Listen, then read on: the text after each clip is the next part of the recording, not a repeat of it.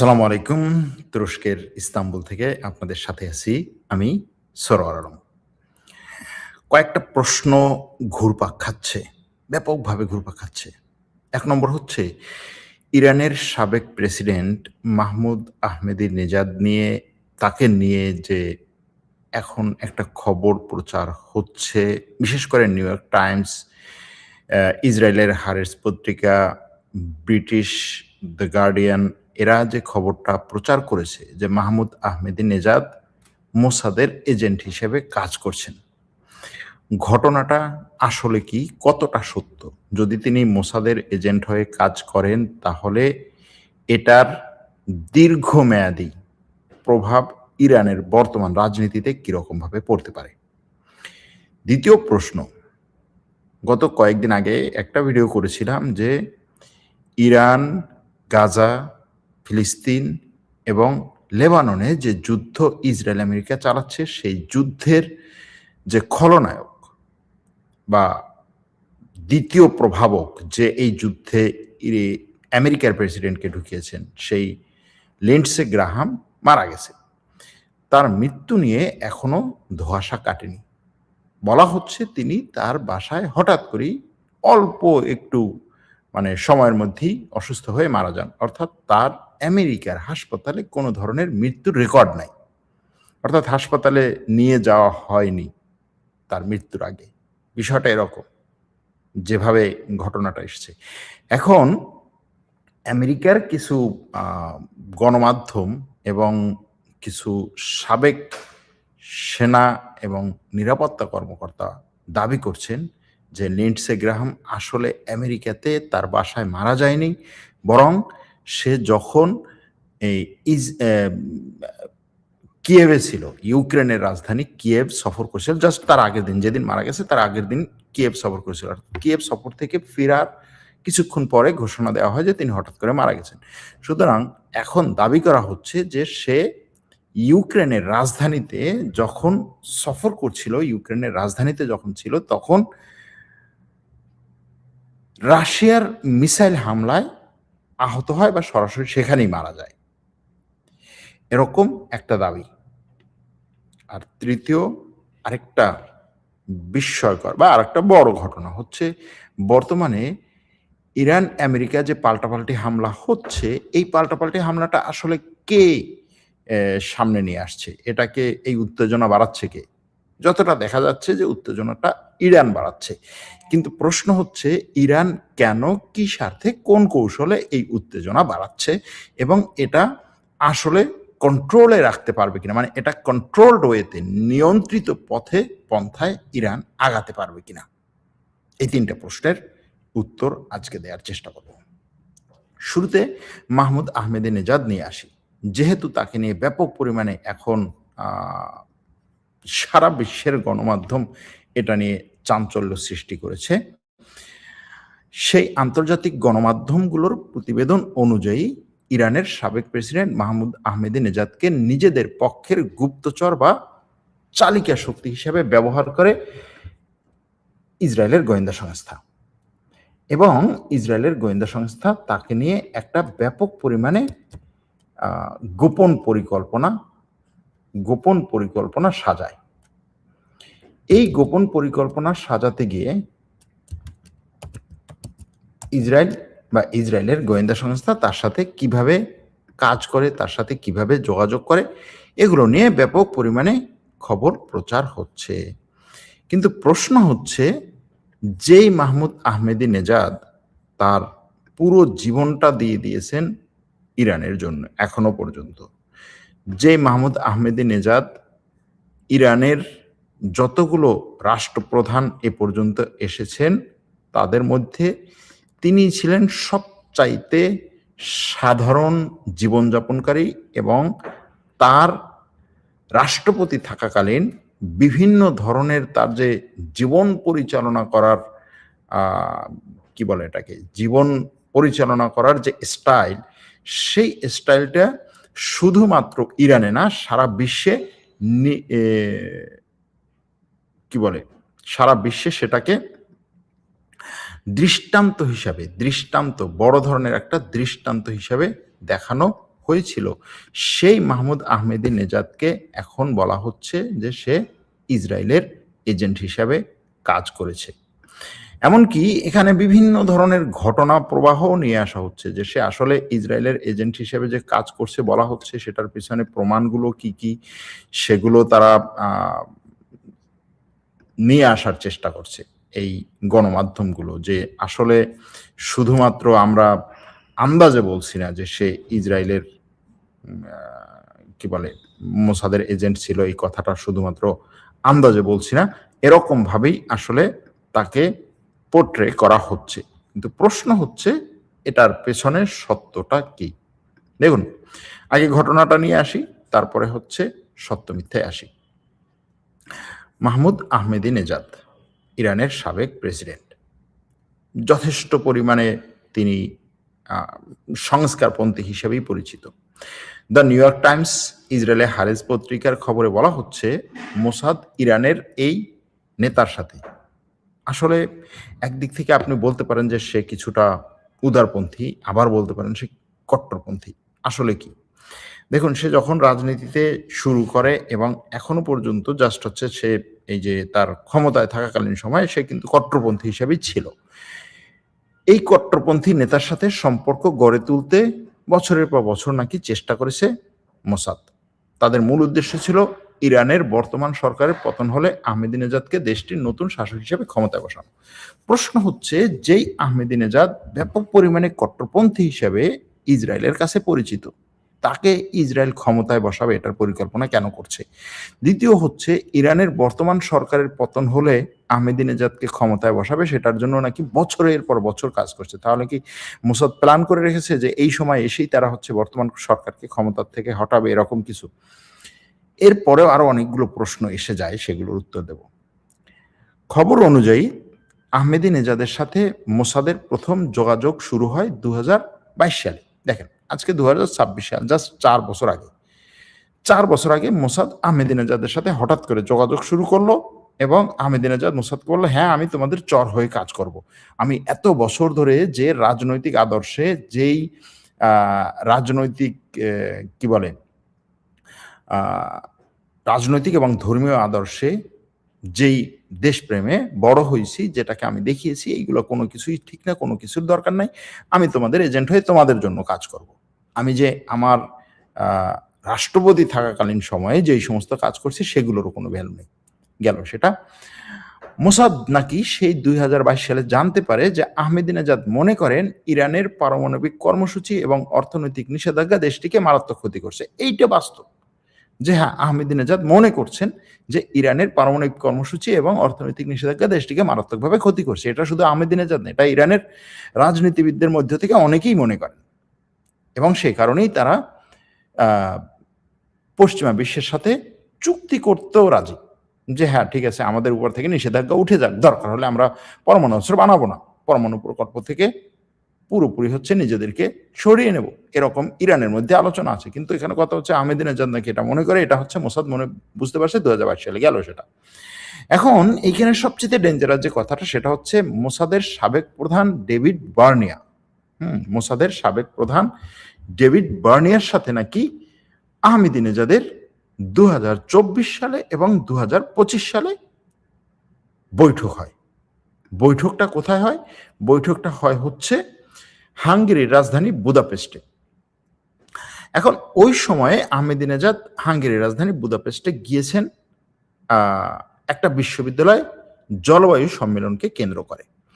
এখন এই খবরে বলা হচ্ছে যে আহমেদিনেজাদ সেই যে জলবায়ু সম্মেলন কেন্দ্র করে ওই বিশ্ববিদ্যালয়ে গিয়েছেন, সেটাও ছিল মোসাদের একটা পরিকল্পনা যে আহমেদিনেজাদ ওখানে কিভাবে যাবেন, তাহলে একটা বিশ্ববিদ্যালয়ের সম্মেলন হিসেবে তাকে দেখানো হোক, সেই সম্মেলনটার পুরো আয়োজক মোসাদ, সেই সম্মেলনের জন্য যেই সমস্ত খরচ টরচ দেয়া দরকার, আহমেদিনেজাদের থাকা এবং যাতায়াতের খরচও নাকি মোসাদ দিয়েছে এবং মোসাদের প্রধানের সাথে বৈঠক হয়েছে। এখন এটার প্রমাণ বাইরের থেকে দেয়া কঠিন, বাইরের থেকে এই মুহূর্তে দেওয়া কঠিন, যেহেতু আহমেদিনেজাদ নিজে যতক্ষণে এসে না বলবেন ততক্ষণে এটার প্রমাণ দেওয়া কঠিন যে হ্যাঁ তার ওই সময় বৈঠক হয়েছে কিনা। এখন এই বৈঠকের পরে বলা হচ্ছে যে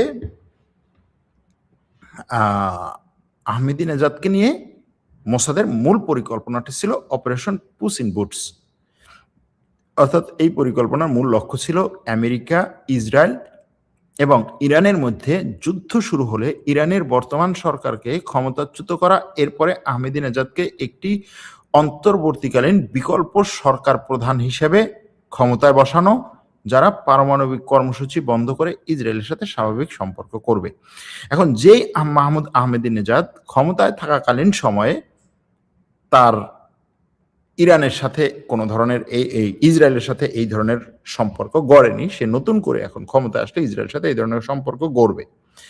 এরকম হতে পারে যে ঠিক আছে, সে পরিকল্পনা হয়তো করে রাখছে, শুধুমাত্র আহমেদিনেজাদ না, সাবেক ইরানের পররাষ্ট্রমন্ত্রীর ক্ষেত্রেও জাওয়াদ জারিফের ক্ষেত্রেও এটা বলা হচ্ছে যে তিনিও মূলত একটা সংস্কারপন্থী রাজনৈতিক নেতা হিসেবে সামনে এসেছেন এবং তিনি মনে করছেন যে আসলে বর্তমান যে সরকার ক্ষমতায় আছে তারা যতটা কট্টরভাবে হচ্ছে ইসরায়েল আমেরিকার বিরুদ্ধে যাচ্ছে এবং যুদ্ধ করতে যাচ্ছে, এটা আমাদের জন্য ঠিক না।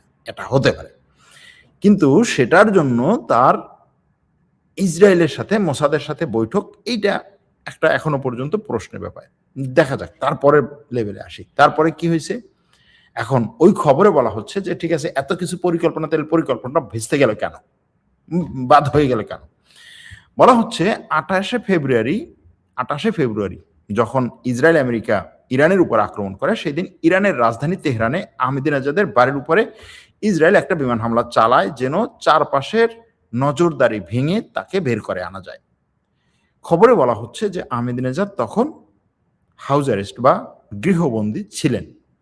সুতরাং তাকে এই গৃহবন্দী থেকে সরানোর জন্য ইসরায়েল তার বাড়ির আশেপাশে আক্রমণ চালায়। এরপরে মোসাদের এজেন্টরা একটা কালো পিজো জিপে করে তাকে উদ্ধার করে ইরানের ভেতরেই একটা গোপন আস্তানায় নিয়ে যায়।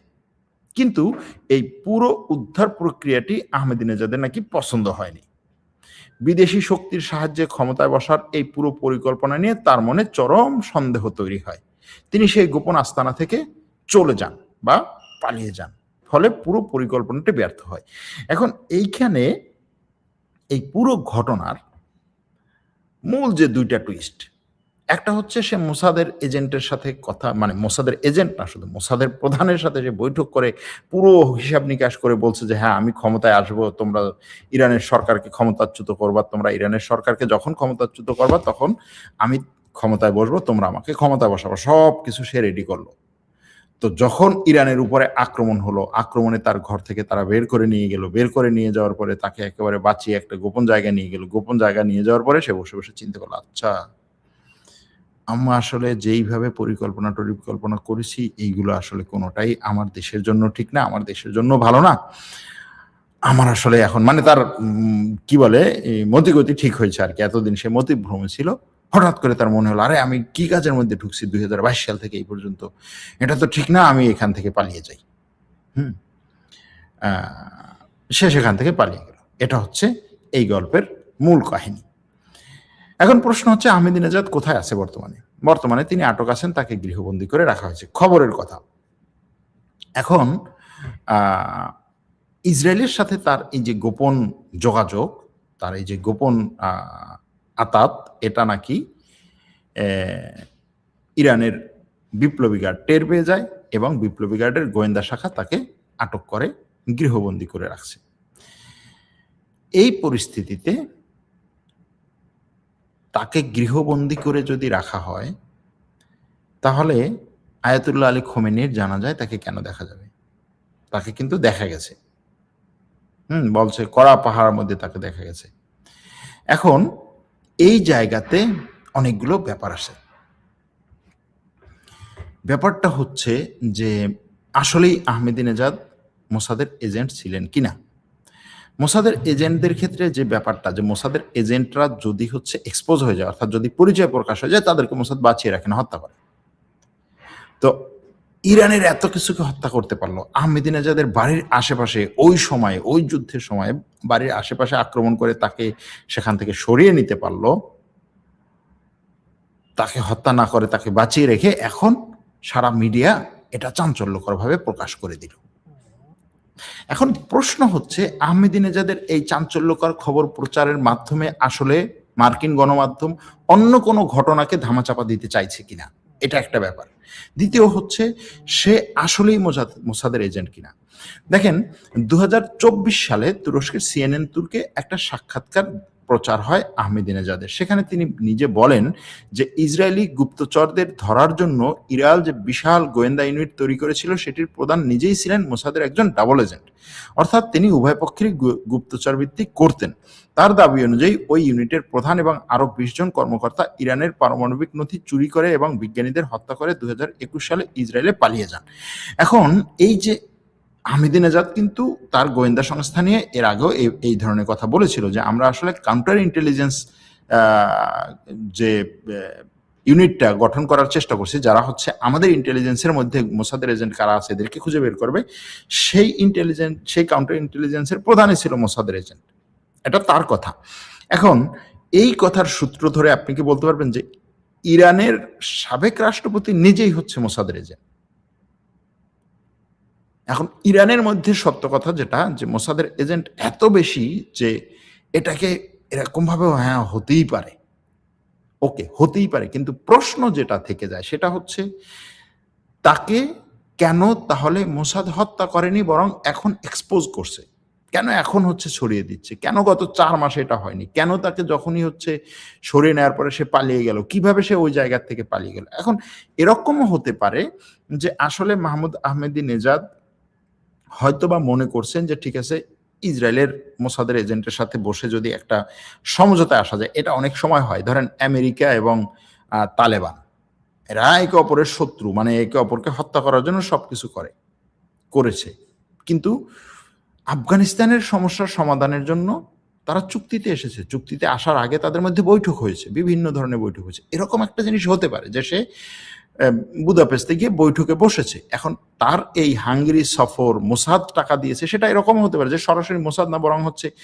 ইরানের কোনো একজন ব্যবসায়ী বা ইরানের কোনো একজন সরকারকে সাপোর্ট করে এরকম কোনো ব্যক্তি তার খরচগুলো দিয়েছে, হয়তো সে নিজেও জানে না যেটা মোসাদের লোক দিয়েছে, এরকমও হতে পারে। আবার তার বাসায় আক্রমণের পরে তাকে মোসাদের এজেন্টরা ওখান থেকে সরিয়ে নিয়ে একটা গোপন জায়গায় রেখেছে। এখন ওই মুহূর্তে ২৮শে ফেব্রুয়ারি যখন আক্রমণগুলো শুরু হয়, সেই আক্রমণ শুরু হওয়ার পরে স্বাভাবিকভাবেই ইরানের যে কোনো রাজনৈতিক ব্যক্তি তার বাসার আশেপাশে যখন হচ্ছে সবকিছু ধ্বংস করা হবে, যখন আক্রমণ হবে, তখন স্বাভাবিকভাবেই সে চাইবে যে ওইখান থেকে বেরিয়ে কোনো নিরাপদ আস্থায় যাবে, এবং সেই ক্ষেত্রে সরকারের মধ্যে বিভিন্ন গোয়েন্দা সংস্থার লোকজন তাকে সাপোর্ট করে হয়তোবা সেখান থেকে সরিয়ে নিয়ে যেতে পারে। এখন সেই সরিয়ে নিয়ে যাওয়ার সময় তারা মোসাদের এজেন্ট কিনা, মোসাদের এজেন্টরা তাকে সরিয়ে নিয়ে গিয়েছে কিনা, এইটা ওই সময় হয়তো বোঝা কঠিন। পরবর্তীতে তাকে যখন অন্য একটা জায়গায় নিয়ে আটক করা হয়, এবং আটক করে রাখার পরে যেটা বলা হচ্ছে যে তাকে একটা জায়গায় নিয়ে গৃহবন্দী করে রাখা হয়, এবং সেই গৃহবন্দী থাকা অবস্থায় তিনি বুঝতে পারেন যে আরে এই যে কাজগুলো হচ্ছে এই কাজগুলো ঠিক না। হয়তো সেই সময় তাকে আরো বেশি চাপ দেওয়া হচ্ছে যে আমরা ইরানে একেবারে সবকিছু ধ্বংস করে দিচ্ছি, তছনছ করে দিচ্ছি, ইরানের আলী খামেনেই বেঁচে নেই, ইরানের কোনো নেতৃত্ব বেঁচে নেই, সুতরাং তুমি হবা ইরানের প্রেসিডেন্ট। তখন সে হয়তো বুঝতে পারছে যে আমি কোনো একটা চক্রের মধ্যে পড়ে গেলাম। এটা হতে পারে এরকম একটা ঘটনা, মানে যদি আপনি পজিটিভ ভাবে দেখেন। আর যদি নেগেটিভ ভাবে দেখেন তাহলে যেই ঘটনাগুলো হচ্ছে সবগুলো যে হ্যাঁ ইরানের মধ্যে সব জায়গায় তো মোসাদের এজেন্ট আছে, সুতরাং মোসাদের এজেন্ট হতেই পারে, এটা কোনো ব্যাপারই না, এরকম ভাবে নিতে পারেন। কিন্তু যদি আপনি জাস্ট হচ্ছে এই খবরগুলোকে এভাবে দেখেন যে এই জিনিসটা এরকম হতে পারে, তারপরে হচ্ছে সেই গৃহবন্দী আছে। হ্যাঁ, এই গৃহবন্দির বিষয়টাও ঘটা সম্ভব যে আইআরজিসি বা হচ্ছে বিপ্লবী গার্ড যখন বুঝতে পারছে যে হ্যাঁ ঠিক আছে তার উপরে আসলে মোসাদের ব্যাপক পরিমাণে হচ্ছে কড়া নজর বা কি বলে বদনজর পড়েছে, তাকে হচ্ছে বাঁচানো দরকার, এবং তাকে গৃহবন্দী করে রাখা হয়েছে। গৃহবন্দী অথবা বলতে পারেন এটাকে যে তাকে বিপ্লবী গার্ডের গোয়েন্দা সাপোর্টে রাখা হয়েছে, এভাবে বলা যায় আপনি যেভাবে দেখেন। বিষয়টা হচ্ছে এই, এখন এই মুহূর্তে কেন এই খবরটাকে প্রচার করা হচ্ছে, 3টা কারণ। একটা হচ্ছে অ্যাসিমেট্রিক যুদ্ধ, যেটা অর্থাৎ আপনি মাঠে যুদ্ধ করার বাইরে আপনি মিডিয়া যুদ্ধ চালাচ্ছেন, সেটা কিন্তু এই ইসরায়েল আমেরিকা এই গত 2 সপ্তাহে ব্যাপক পরিমাণে চালাচ্ছে। ধরেন ইরানের এজেন্টরা ট্রাম্পকে হত্যা করতে চাইছে, ট্রাম্পকে হত্যা করতে চেয়েছিল তুরস্কের রাজধানী আঙ্কারা থাকাকালীন অবস্থায়। তারপরে হচ্ছে ট্রাম্প নিজে বলেছে যে আমি ইরানের হিট লিস্টের একেবারে প্রধান আসামি হিসেবে আছি। তারপরে হচ্ছে ইরানের একটা পত্রিকা ১৩ জন আন্তর্জাতিক নেতৃত্বে, আন্তর্জাতিক নেতা, বিভিন্ন দেশের নেতাদেরকে নিয়ে একটা লিস্ট প্রচার করেছে, যেটার মধ্যে ইসরায়েলের ঊর্ধ্বতন কর্মকর্তারা, আমেরিকার ঊর্ধ্বতন কর্মকর্তারা এবং ইউরোপের ৩ জন নেতা আছেন। গতকালকে এটা নিয়ে ভিডিও করেছি, যে লিস্ট প্রচার করেছে যে ইরান তাদেরকে হত্যা করবে। এই যে জিনিসগুলো, আপনি যদি ইরানকে গত ৪০ বছর ধরে ফলো করেন, ইরান এই ধরনের হত্যাকাণ্ড চালায় না, বরং এই ধরনের হত্যাকাণ্ডগুলো চালায় ইসরায়েল। বিভিন্ন দেশের নেতাদেরকে গিয়ে হত্যা করে তারপরে হচ্ছে বলে না আমি এগুলো কিছুই করিনি, কয়েক বছর পরে বলে হ্যাঁ আমি করেছি, দেখছো, খবর আছে তোমার। তো এই যে তথ্যযুদ্ধ এটা চলছে এখন। এই তথ্যযুদ্ধ চলার মধ্যে এই আহমেদিনেজাদের ঘটনাটাও, আহমেদিনেজাদের খবরটাও এই তথ্যযুদ্ধের একটা অংশ কিনা, এই প্রশ্নটা বারবার সামনে আসবে।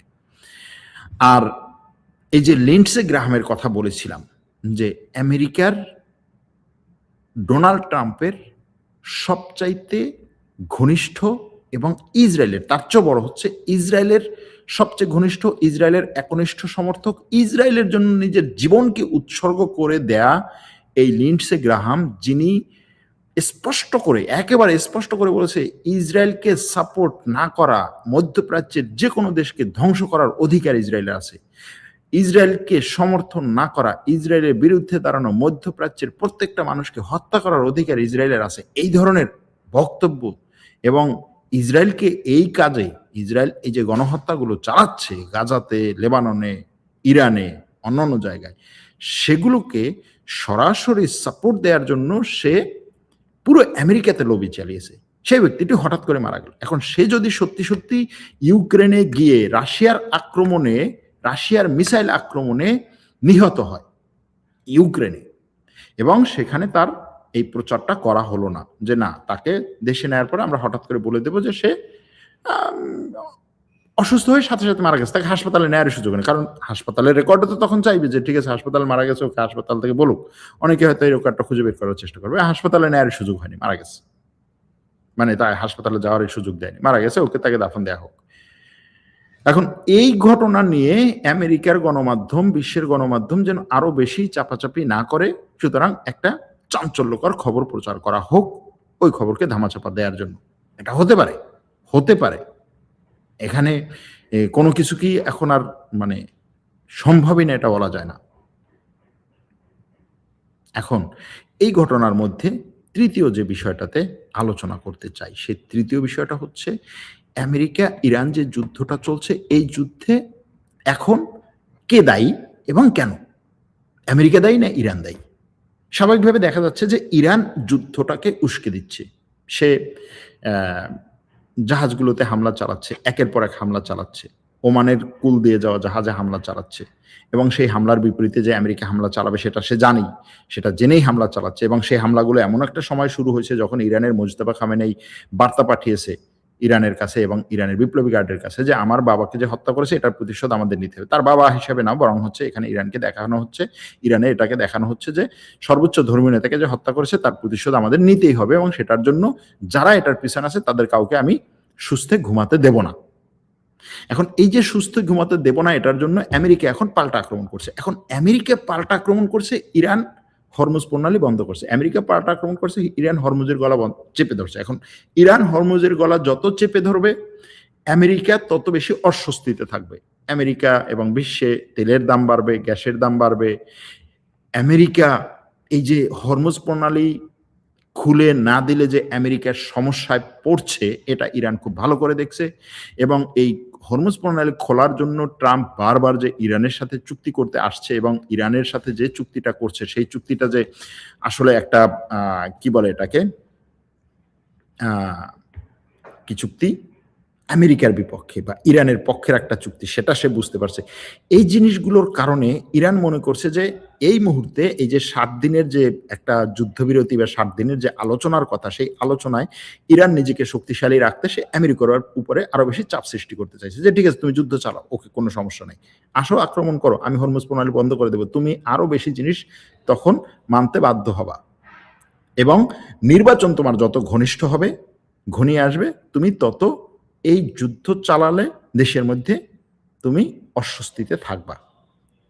এটা একটা, ইরান এটা চাইতে পারে এবং এই হরমুজ প্রণালী খুলে দেওয়ার জন্য ট্রাম্প ইরানকে হুমকি ধামকি দেয়, ইরানে আক্রমণও চালায়, কিন্তু ট্রাম্প একটা কথা বলেছে যে আমরা এই অঞ্চলের মধ্যপ্রাচ্যের মুসলিম দেশগুলোকে নিরাপত্তা দিচ্ছি, সৌদি আরব, কাতার, কুয়েত, বাহরাইন, তারপরে হচ্ছে জর্ডান, এগুলোকে এবং ওমান, এগুলোকে আমরা নিশ্চয়তা দিচ্ছি, নিরাপত্তা দিচ্ছি। সুতরাং এই দেশগুলো আমাদেরকে টাকা দেওয়া দরকার, এই দেশগুলোর যুদ্ধে আসা দরকার। এখন ইরান যেভাবে এইখানে আমেরিকা আক্রমণের পরে পাল্টা আক্রমণগুলো চালাচ্ছে, ওমানে পাল্টা আক্রমণ করতেছে, একটা সময় ওমান এবং ইরান, কিছুদিন আগে ওমান এবং ইরানের মধ্যে একটা আলোচনা ছিল যে ঠিক আছে হরমুজ প্রণালী আমরা দুইজনে একত্রে হচ্ছে কন্ট্রোল করব, কিন্তু সেই ওমানের উপরে ইরান আক্রমণ করছে, কাতারে আক্রমণ করছে, সংযুক্ত আরব আমিরাতে আক্রমণ করছে, বাহরাইনে আক্রমণ করেছে, কুয়েতে আক্রমণ করেছে, সৌদি আরবে আক্রমণ করেছে, আমেরিকার ঘাঁটিগুলোতে বলা হচ্ছে। শুধুমাত্র তাই না, এখানে নতুন একটা জিনিস এই যুদ্ধে যোগ হয়েছে, সেটা হচ্ছে হুথিরা এই প্রথম সৌদি আরবে, এই যুদ্ধে শুরু হওয়ার পরে এই প্রথম সৌদি আরবে আক্রমণ করেছে এবং সৌদি আরবের একটা বিমানবন্দরে হামলা চালিয়েছে। এটার পেছনে হুথিরা বলছে যে সৌদি আরব থেকে তাদের উপরে শুরুতে আক্রমণ হয়েছে, সুতরাং তারা সৌদি আরবের উপরে পাল্টা আক্রমণ করছে। এখন এই হুথিদেরকে এই যুদ্ধে টেনে আনার জন্য সৌদি আরব হুথিদের উপরে আক্রমণ করেছে, নাকি অন্য কেউ হুথিদের উপরে আক্রমণ করে তারপরে হচ্ছে এই যুদ্ধে হুথিদেরকে টেনে আনছে, সেটা একটা ব্যাপার। দ্বিতীয় হচ্ছে আক্রমণের পরে হুথিরা চুপ করে না থেকে বরং সৌদি আরবের উপরে যে পাল্টা আক্রমণটা করছে, এটা ইরানের কাছ থেকে একটা বার্তা যে আমেরিকা যেভাবে বলছে যে এই মধ্যপ্রাচ্যের দেশগুলো তোমরা এই যুদ্ধে যোগ দাও, তোমরা এই যুদ্ধে যোগ না দিলে হচ্ছে আমি এই যুদ্ধ দীর্ঘায়িত করতে পারবো না, বা তোমাদেরকে আমি যে সাপোর্ট দিচ্ছি সেটার জন্য ইরানের বিরুদ্ধে এই যুদ্ধে যোগ দেওয়া দরকার। এটা ইরানের একটা বার্তা যে তোমরা যদি এই যুদ্ধে সরাসরি যোগ দাও, আমার বিরুদ্ধে দাঁড়াও, তাহলে দেখো হুথিদেরকে দিয়ে কিন্তু তোমার বিমানবন্দর, তোমার তেলের শোধনাগার সবকিছু আমি ধ্বংস করে দিতে পারি। এবং আরো একটা জায়গা আছে, সেটা হচ্ছে হরমুজ প্রণালী যেরকম একটা স্ট্র্যাটেজিক জায়গা, যেটা ইরান এই যুদ্ধে এখন সবচেয়ে বেশি ব্যবহার করছে, পরমাণু অস্ত্রের চেয়েও বেশি, সেরকম ভাবে বাব আল মানদেব, অর্থাৎ এই ভারত মহাসাগর থেকে লোহিত সাগরে ঢোকার যে গলা বা চিকন যে প্রণালী, বাব আল মানদেব প্রণালীকে এই হুথিদের দিয়ে বন্ধ করা সম্ভব। এটাও ইরান একটা বার্তা দিচ্ছে যে যুদ্ধ যদি আরো বেশি প্রশস্ত হয়, এখানে এই অঞ্চলের আরব দেশগুলো যদি সরাসরি আমার বিরুদ্ধে আক্রমণে আমেরিকার সাথে একত্রে জোট করে যুদ্ধ করতে আসে, তাহলে এই হুথিদেরকে দিয়ে এবং বাব আল মানদেব দিয়ে আমি আরো বেশি চাপ সৃষ্টি করব। অর্থাৎ এখানে ইরান এখন ট্রাম্পের লেভেলে, ট্রাম্পের স্টাইলে খেলছে। কি ট্রাম্প কি করতো, যে আমি তোমার উপরে প্রেশার ক্রিয়েট করব, তুমি আমার সাথে আসো, আমার সাথে খেলো। এখন ইরান চেষ্টা করছে যে আমি তোমার উপরে প্রেশার ক্রিয়েট করব, তুমি আমার সাথে আসো, আমার স্টাইলে খেলো। এখন এই খেলা কতটা নিয়ন্ত্রিত ভাবে থাকে, নিয়ন্ত্রিত বলছি এজন্য যে ইরান যে প্রেশার ক্রিয়েট করতে চাইছে, সেই প্রেশার ক্রিয়েট করতে গিয়ে যদি মধ্যপ্রাচ্যের দেশগুলো সরাসরি এই যুদ্ধে যোগ দিয়ে ফেলে, তাহলে এই যুদ্ধ নিয়ন্ত্রণের বাইরে চলে যেতে পারে। আর যদি এরকম হয় যে না, মধ্যপ্রাচ্যের দেশগুলো যুদ্ধে যোগ দিচ্ছে না, বরং ইরান এবং আমেরিকাই খেলছে এবং পাল্টা আক্রমণ করছে, হরমুজ প্রণালী বন্ধই আছে, আমেরিকা তার সামনের নির্বাচনে অর্থনৈতিকভাবে ঝামেলার মধ্যে পড়ছে, এবং আমেরিকা এই ঝামেলার মধ্যে পড়ে ইরানের শর্তে আসছে যে না, আমার উপরে কোনো ধরনের হচ্ছে অতিরিক্ত প্রেশার ক্রিয়েট করতে পারবে না, চাপিয়ে দিতে পারবে না, তখন দেখা যাবে যে হ্যাঁ, এটা স্ট্র্যাটেজিক্যালি ইরানের জন্য একটা বিজয় বা ভালো জিনিস। কিন্তু এটা কতটা নিয়ন্ত্রিতভাবে থাকবে, কতদিন নিয়ন্ত্রিতভাবে থাকবে, এটা দেখা দরকার। কারণ ওই একটা কথা আছে, যুদ্ধের প্রথম গুলিটা আপনি ছুড়তে পারেন, কিন্তু শেষ পর্যন্ত ওই গুলি আর কার গায়ে গিয়ে লাগবে বা ওই যুদ্ধে আর কে জড়াবে আপনি বলতে পারেন না। এরকম একটা পরিস্থিতি। দেখা যাক কি হয় শেষ পর্যন্ত। ভালো থাকবেন, সুস্থ থাকবেন। আল্লাহ হাফেজ।